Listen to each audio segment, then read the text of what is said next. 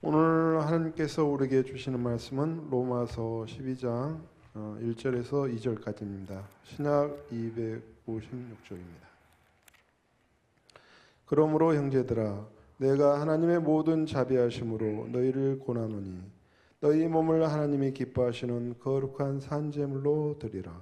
이는 너희가 드릴 영적 예배니라. 너희는 이 세대를 본받지 말고 오직 마음을 새롭게 함으로 변화를 받아 하나님의 선하시고 기뻐하시고 온전하신 뜻이 무엇인지 분별하도록 하라.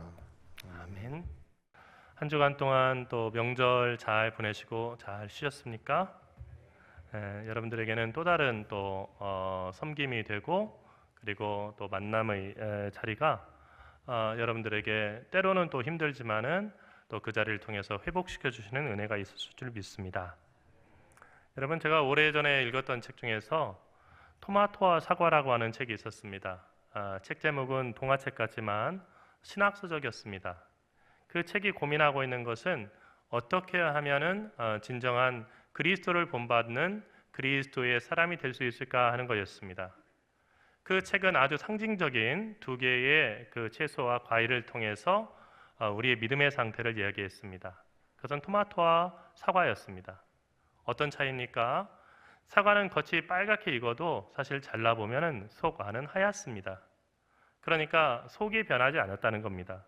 겉만 빨갛게 된 것입니다. 물론 익었지만은 그 속도 그렇게 빨갛게 익은 것은 아닙니다. 하지만 토마토는 어떻습니까? 겉이 파랄 때 그린 토마토를 갖다가 잘라보면은 속도 파란색입니다. 그린색입니다. 하지만 겉이 빨갛게 익었을 때 토마토를 잘라보면은 속도 잘 익었다는 것을 우리는 경험을 통해서 잘 알고 있습니다. 책은 우리에게 이야기하기를 우리가 사과 같은 그리스도인이 되어서는 안 되고 토마토와 같이 겉과 속이 일치하고 그리고 속이 함께 익어가는 그런 그리스도인이 되어야 된다 하는 이야기였습니다. 지난 2주 동안 우리는 믿음으로 살기라고 하는 주제 속에서 믿음의 기초에 대해서 다뤘습니다. 믿음의 가장 첫 번째는 내 공로라고 하는 중독에서 벗어나서 내가 모든 일을 하고 있고 내 업적으로 살아간다고 하는 생각에서 벗어나는 것이라는 것을 살펴봤습니다. 그런 다음 우리들의 삶의 실패와 그리고 우리들의 그 삶에서 하나님의 부재로 여겨지는 고난 속에 숨어 계시는 하나님을 보이지 않는 가운데서도 신뢰하는 것이 바로 믿음으로 살아가는 데 꼭 필수적이라는 것을 지난주에 말씀을 통해서 함께 나눴습니다. 오늘은 3주차입니다. 오늘은 우리에게 가장 현실적이고 어쩌면 매일 아침 우리가 마주 대하는 지독한 이분법, 앞서 얘기했던 것처럼 토마토가 돼야 되는데 여전히 그러지 못하고 사과 그리스도인으로서 살아가고 있는 우리들의 삶의 모습에 대해서 이야기하려고 합니다. 여러분, 오늘 말씀을 듣기 전에 한번 솔직히 자문해 보십시오. 여러분에게 하나님은 어디에 계신 분이십니까? 하나님은 과연 어디에 계십니까? 여러분, 서울역에서 노숙자들을 전도하는 우리 김용삼 목사님이 있습니다. 우리 교회가 이제 크리스마스 때 크리스마스 홀리몹이라고 하는 노숙자들 쪽방촌 그 노인들을 갖다가 섬기기 위한 그 모임에 수년간 참여하고 있고 함께 힘을 합치고 있는데 바로 이제 그 행사를 주관하는 그 목사님이 서울역에서 노숙자들을 전도하는 분이에요. 근데 이분이 노숙자들에게 가서 전도하는데 저도 함께 이렇게 참여해 본 적이 있는데 그분이 묻는 그 질문이 그런 겁니다. 하나님 어디 계시죠? 어디에 계시다고 얘기할까요? 하늘에 계시다고 하든지 아마 예배당에 있다고 얘기할 텐데 이 노숙자분들이 매번 먹을 것을 이렇게 드리기 전에 그 질문을 드리고 믿음을 확인하고 그렇게 해왔기 때문에 이분들이 얘기합니다. 이 안에 계십니다. 저와 함께 하십니다. 그렇게 하고 음식을 받아 드세요. 여러분, 주일 아침 성경책을 켜고 교회 마당에 들어설 때 거룩한 성도인데 월요일 아침 복잡한 그 사거리에서 운전대를 잡는 순간 여러분의 모습이 어떻게 달라집니까? 우리는 신앙을 특정 장소와 시간에 격리 수용해 버리는 그런 경향이 있습니다. 격리 수용. 교회 안에서는 은혜로운데 세상 밖으로 나가는 순간 그 은혜가 완전히 사라져 버립니다. 휘발성 신앙을 가지고 살아간다는 얘기입니다. 그리고 세상에 들어가면 세상은 원래 이런 거야. 먹고 살려면 어쩔 수가 없어. 다 이렇게 살아가자고 하는 건데 정말로 교회에서 얘기하는 사랑, 자비 이런 거 전혀 필요 없어 하면서 정말로 가장 거친 세상 사람으로 변해버리는 겁니다. 여기에서 근본적인 질문이 생깁니다. 내가 믿는 진리가 교회 밖에서 나의 현실을 설명하지 못한다고 한다면 내가 따르는 그 진리가 정말 진리인가? 여러분이 믿는 복음이 고작 일요일 1시간, 그것도 말씀을 듣는 불과 20분 내외의 그 시간에 잠깐 반짝이는 위로에 불과하다고 한다면 그것은 복음이 아니라 종교적인 취미 생활일 것입니다. 취미는 삶의 일부지만은 생명은 삶의 전체입니다. 오늘날 왜 세상에서 그리스도인들이 세상 사람들에게 우스운 상대로 여겨집니까? 나 예수 믿습니다 하는 이야기가 왜 사람들에게 이 사람은 남다른 가치를 추구하고 있구나, 이 사람은 진실한 사람이겠구나, 이 사람은 정말로 다른 사람에게 정말 다정한 그리고 온기가 있는 그런 사람이겠구나 하는 믿음을 주지 못하고 나 예수 믿습니다 하는 그 이야기가 왜 사람들에게 반감을 불러일으키고 그리고 거부감을 일으킵니까? 그것은 교회 안의 모습과 교회 밖의 모습이 너무나 완벽하게 분리되어 있고 이중적인 그런 삶의 모습들을 많이 봐왔기 때문입니다. 거기에 구역질이 나는 것입니다. 차라리 거룩한 척이나 하지 말지, 거룩한 척은 다 해놓고 바깥에서 온갖 못된 짓을 다 하는 것입니다. 아니, 거룩한 척을 했으면 세상에서도 다르게 살면 좋을 텐데 그렇지 못하다는 것을 경험을 통해서 많이 경험한 거죠. 그래서 나는 예수 믿는 사람들 사람으로 생각하지 않습니다 하는 말을 서슴지 않는 그런 사람들을 저는 많이 봐왔습니다. 예수 믿는 사람들이 준 상처를 받고 예수 믿는 사람들이 보여준 삶의 이중적인 모습에 질려버려서 예수님, 그들이 믿는 예수님이 어떤 분인지 궁금하지도 않고 그 예수님에 대해서 알아보고 싶은 마음이 안 생기는 것입니다. 여러분, 이것은 전문 용어로 정신분열적인 신앙을 얘기합니다. 신앙이 통합되어 있지 않고 분열되어 있는 것입니다. 그래서 마치 정말로 다양한 인격들이 나타날 때마다 목소리도 달라지고 행동이 달라지는 그런 사람처럼, 정말로 다극성 장애를 가진 그 사람처럼 다양한 모습의 그 군상들이 우리 안에 다 존재하고 세상에 나갔을 때 그렇게 다른 모습을 가지고 살아가는 것입니다. 종교개혁자 칼빈은 이 문제를 아주 깊이 고민하고 정면으로 돌파했던 사람입니다. 그래서 그 고민 끝에 이 칼빈은 얘기했습니다. 이 온 세상은 하나님의 영광이 상영되는 극장이다 라고 얘기한 것입니다. 여러분, 극장에 가면 화면을 보지 벽을 보지는 않지 않습니까? 물론 영화가 시작하기 전에 천장도 한번 볼 수 있고 벽도 볼 수 있습니다. 그러나 재미난 영화가 지금 상영되고 있는데 영화를 보지 않고 벽과 천장만 보는 그런 사람은 없을 겁니다. 물론 영화관만 가면은 이상하게 그냥 바로 수면 모드로 빠지셔서 코를 고시면서 주무시는 그런 남편 때문에 제가 극장을 갈 수가 없습니다 하는 그런 분들도 계십니다. 하지만은 비싼 돈을 주고 간 그 영화관에서 벽과 그리고 천장만 보다 오는 사람이 없는 것처럼 사실 정말로 주목해야 될 것은 그 앞에서 상영되고 있는 연극과 뮤지컬, 영화, 이것을 보러 우리는 극장에 가는 것입니다. 그런데 칼빈은 오랜 시간 동안 성경을 묵상하고 생각한 것이 뭐냐면 바로 이 세상이야말로 하나님의 영광이 상영되는 극장이다라고 얘기한 것입니다. 이 세상의 모든 만물, 여러분이 만나는 모든 사람, 여러분이 처리하는 서류 하나하나가 하나님의 영광을 드러내는 소품이고 무대라는 뜻입니다. 여러분이 만나는 사람에게 여러분이 어떻게 행동하냐, 그리고 어떤 말을 하느냐, 어떤 반응을 보이느냐, 이것이 여러분의 신앙과 무관하지 않다는 겁니다. 그러니까 이런 사람은 없는 거예요. 하나님 앞에 깊은 믿음을 가지고 하나님 사랑하는데 다른 사람을 갖다가 괴롭게 하거나 없는 이야기로 다른 사람을 정말로 폄하하거나 다른 사람을 비난하고 그리고 다른 사람에게 물질적인 손해를 입히고 그리고 다른 사람에게 위해를 가하면서 그러나 믿음 좋은 사람 없는 겁니다. 그런 사람은 없는 거예요. 우리는 자꾸 어떻게 생각하냐면요, 세상에서 어찌 살든지 간에 믿음만 있으면은 우리는 구원받고, 우리가 세상에서 어떤 악을 저지르더라도 믿음이 있으면은 그 사람은 구원받은 사람이라고 생각해요. 그런데 여러분, 우리가 구원받은 사람인지 아닌지는 우리가 하는 행동을 보면 압니다.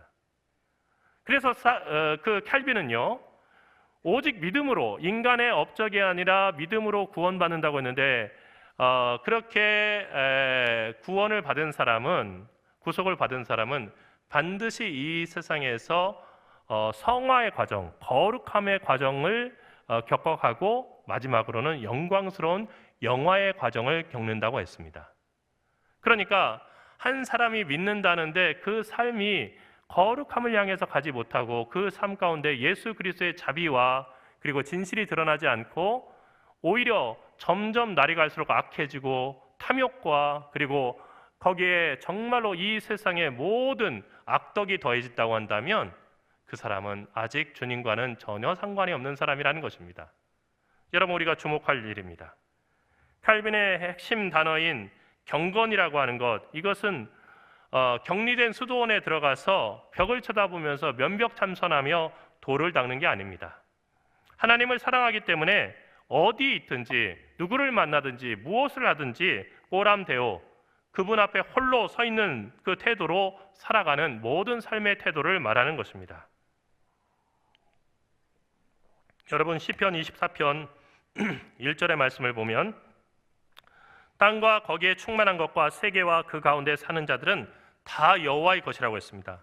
세상 만물이 다 여호와의 것이라는 것입니다. 하나님은 교회만의 소유주가 아닙니다. 하나님은 여러분의 사무실, 여러분의 주방, 여러분의 아이가 다니는 학원, 여러분이 가지고 있는 모든 땅과 건물의 등기부 등본, 이 모든 것이 하나님의 이름으로 되어 있고 하나님의 것이라는 것입니다. 그런데 왜 우리는 그곳에서 하나님을 퇴거시키려고 이렇게 합니까? 루터는 한술 더 뜹니다.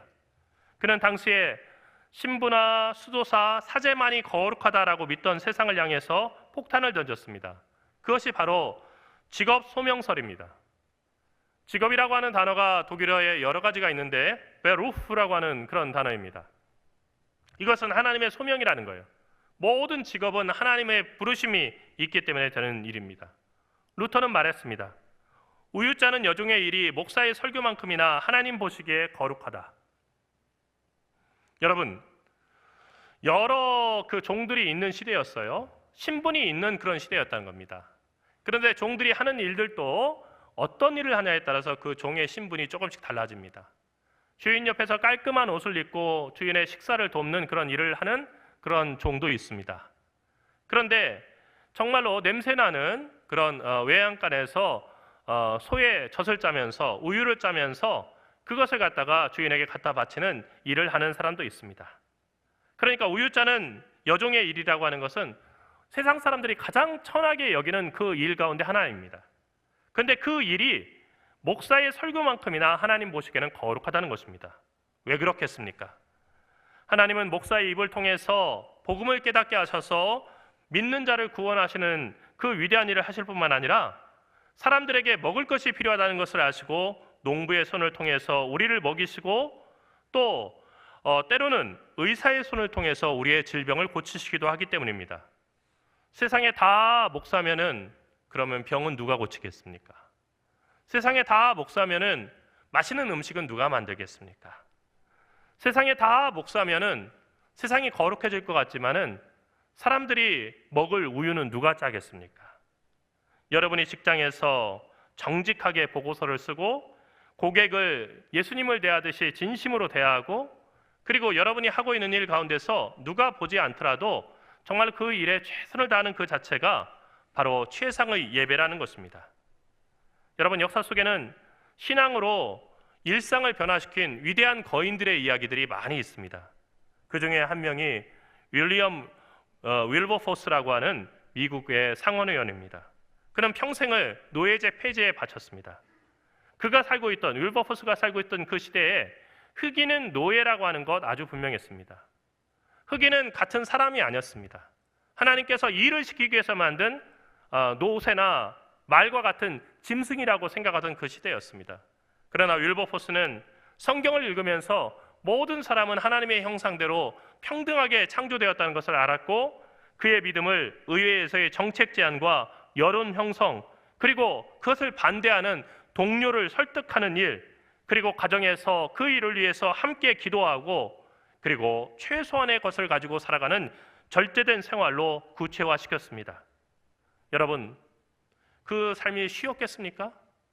당시에 노예는 그냥 재산이고, 죽이더라도 노예를 죽이는 것은 살인죄가 아니고, 이것은 자기 재산을 갖다가 파기하는 것과 같기 때문에 그것은 쓰레기 분리수거와 같다라고 생각하던 그 시대에 노예도 하나님의 자녀이고 하나님의 영혼이고, 그리고 귀한 그런 우리의 이웃이라고 그렇게 받아들이자고 법으로 그것을 정하자고 얘기했을 때 주변 사람들이 그것을 찬성했겠습니까? 여러분, 한참이 지났지만 요즘 미국의 트럼프 대통령과 미국을 보십시오. 여러분, 그들에게 이웃이 어디 있습니까? 미국만 잘 살면 되고 다른 나라는 망하더라도 관세 잔뜩 물려도 되고, 그리고 아무리 우방이라 할지라도 미국의 이익이 되지 않으면은 그 나라가 돈을 내지 않는다면 그 나라를 지켜줄 필요가 없다라고 얘기하지 않습니까? 여러분, 하물며 이 시대는 어떻겠습니까?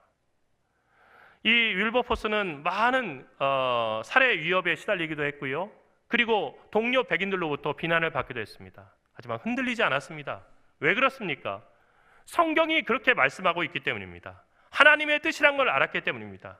믿음으로 사는 삶은 외로울지 모르지만은 그 외로운 삶 가운데 하나님이 함께 하신다는 것을 믿었기 때문에 그는 노예제 폐지를 위해서 자신의 생명을 걸었고 자신의 인생 전부를 거기에 갈아 넣은 것입니다. 또 이러한 삶을 살아간 두 번째 사람이 있는데, 그 사람은 바로 윌리엄 캐리라고 하는 사람이었습니다. 윌리엄 캐리는 본래 일자 무식의 가난한 구두 수선공이었습니다. 집이 너무 가난해서 정말 글을 배우기 전에 구두 수선 일을 배워가지고 그는 남들이 정말로 피어나는 그 젊음으로 즐거워야 될 청소년 시기에 이미 딱딱하게 굳어진 그런 손, 여기저기에 상처가 난 손을 가지고 매일같이 일하는 그런 힘든 삶을 살아야 했습니다. 그랬던 그가 근대 선교의 아버지로 불리게 된 것은 영국 침례교 선교사로 삶을 불태우게 되었기 때문입니다. 그는 어린 시절 가난과 질병을 겪으면서 구두수선공이라고 하는 힘든 일을 맡아서 정말로 세상을 알기 전에 구두수선하는 일을 정말로 자기의 생업으로 삼고 그렇게 열심히 일했습니다. 하지만 하나님께서 주신 감동이 있어서 그는 독학으로 여러 언어들을 스스로 익히고 선교에 대한 열정을 불태웠습니다. 1792년 세계 최초의 개신교 선교회 중에 하나인 침례교 선교회라고 하는 그 최초의 선교회를 조직하고 인도로 파송되어서 오늘날 선교사들이 해외에 나가서 해외 선교를 할 때 어떤 일을 해야 되는지 하는 그 선교의 모델을 보여주는 일을 그가 감당했습니다.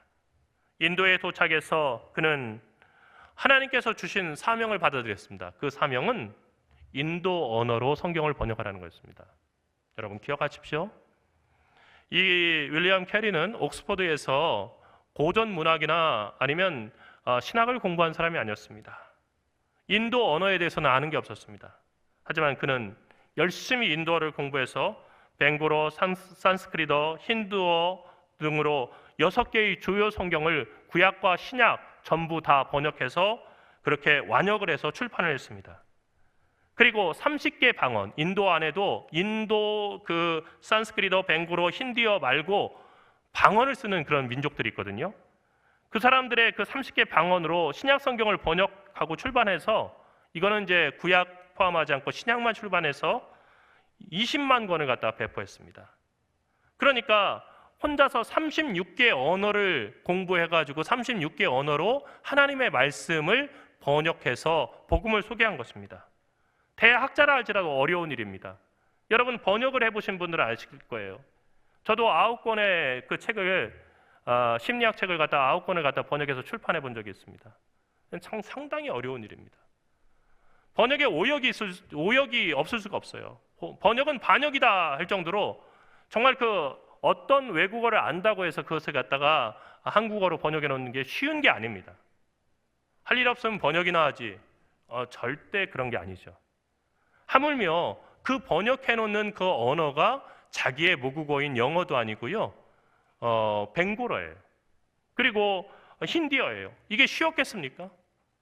그가 자기의 뼈를 갈아 넣은 것입니다. 여러분, 인도 내에서 정말로 이렇게 성경을 번역하는 가운데 그는 사회 일에도 관심을 두었습니다. 세상이 돌아가는 모습이 하나님의 뜻과 다른 것에 대해서 마음 아파하면서 그것을 변화시키기 위해서 노력했어요. 여러분, 당시 인도에는 사티라고 하는 제도가 있었습니다. 사티가 어떤 제도냐면요, 남편이 죽으면은 살아있는 아내를 함께 화장하는 관습이었습니다. 여러분, 그냥 아내는 살아 있어요. 근데 남편이 죽었어요. 그러니까 남편 화장할 때 아내를 같이 화장해요. 그걸 당연하다고 생각했어요. 그런데 이것을 그는 반대했습니다. 당시 인도에서는요, 이것이 우리의 관습이고 우리의 전통인데 감히 이방인이 와서 이걸 반대한단 말이야? 그에게 여러 번 살해 협박이 있었습니다. 그러나 하나님의 말씀을 읽을 때 살아있는 생명을 이렇게 관습이라고 하는 이유로 그렇게 화장시키는 것은 옳지 않다 해서 결국 그는 인습을 타파해버리고 이 사티라고 하는 제도를 인도에서 제거하는 데 큰 역할을 했습니다.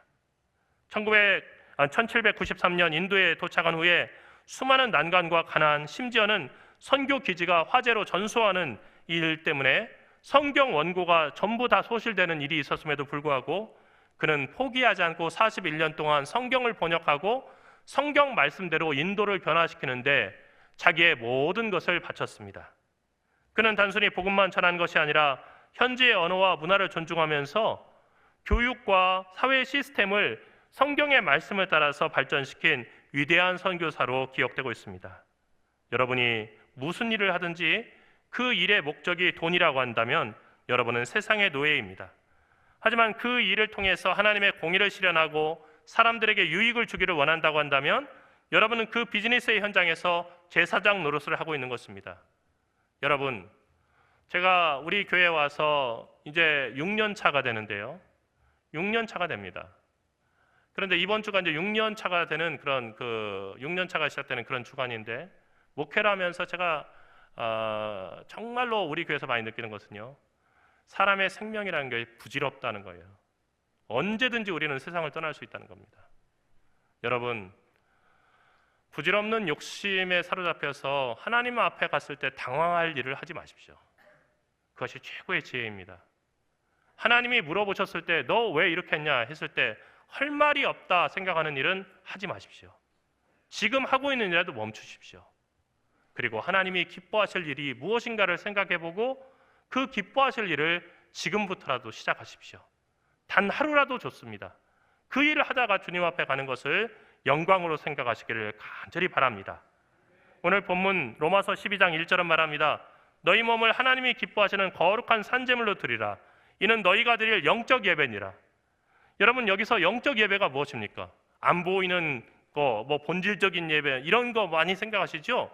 눈에 보이는 예배가 아니라 눈에 안 보이는 예배, 이런 예배다 이렇게 생각하는데, 영적 예배라고 번역된 헬라어의 그 단어는 로기켄 라트레이안이라고 하는 그런 말입니다. 로기켄 라트레이안은요, 뜻밖에도 영적 예배라는 것이 아니고 합당한 예배, 합리적인 예배를 얘기하는 겁니다. 여러분, 마땅하고 그리고 합리적인 그 예배를 드리라는 것입니다. 즉, 성전 안에서의 제사가 아니라 삶의 현장에서 아주 현실적으로 합당한 예배를 드리라는 것입니다. 여러분, 믿음으로 산다는 것은 주일의 감동을 월요일의 성실로 번역해내는 작업입니다. 여러분, 하늘에 가득한 영광의 하나님이라고 하는 찬양을 작사한 김정준 학장님, 한국신학대학 학장이자 또 우리 교단의 그 목사님이셨는데, 이분이 했던 그 설교 제목 가운데 월요일의 하나님이라고 하는 그런 그 설교가 있었습니다. 이 설교의 내용은 다음과 같습니다. 대부분의 그리스도인들, 특히 한국의 그리스도인들은 일요일에 하나님을 믿는다는 겁니다. 그리고 월요일이 돼버리면은 월요일부터는 그 하나님을 더 이상 믿지 않는다는 거예요. 그렇게 6일 동안을 살다가 일요일이 되면 다시 그 일요일에 하나님을 찾아서 교회로 온다는 것입니다. 그런데 월요일의 하나님이라고 하는 설교 제목이 말하듯이 그분이 말씀하는 것은 진정한 신앙은 그 하나님이 월요일의 하나님이 될 때 이루어질 수 있다는 것입니다. 그 하나님은 화요일의 하나님이 돼야 되고 수요일의 하나님이 돼야 되고 목요일과 금요일, 토요일의 하나님이 돼야 됩니다. 그때 우리의 삶이 믿음의 삶이 된다는 것입니다. 여러분, 믿음으로 산다고 하는 것은 교회에 가끔 모여서 주여 주여 목이 쉴 때까지 외치는 일이 아닙니다. 직장에서 부하에게 건네는 따뜻한 말 한마디, 손해를 보더라도 정직함을 지키는 그러한 태도, 그것이 더 강력한 복음의 선포입니다. 여러분, 사랑하는 자녀들을 정말로 주님의 뜻 안에서 잘 키우기를 원하신다면 자녀들에게 100만 마디 말보다는 여러분의 삶으로 본을 보여주십시오. 돈 앞에 비굴하지 않고 성공 앞에 교만하지 않는 그 거룩한 세속성을 보여주십시오. 그때 비로소 아이들은 겸손하게 하나님을 믿는 사람이 될 것입니다.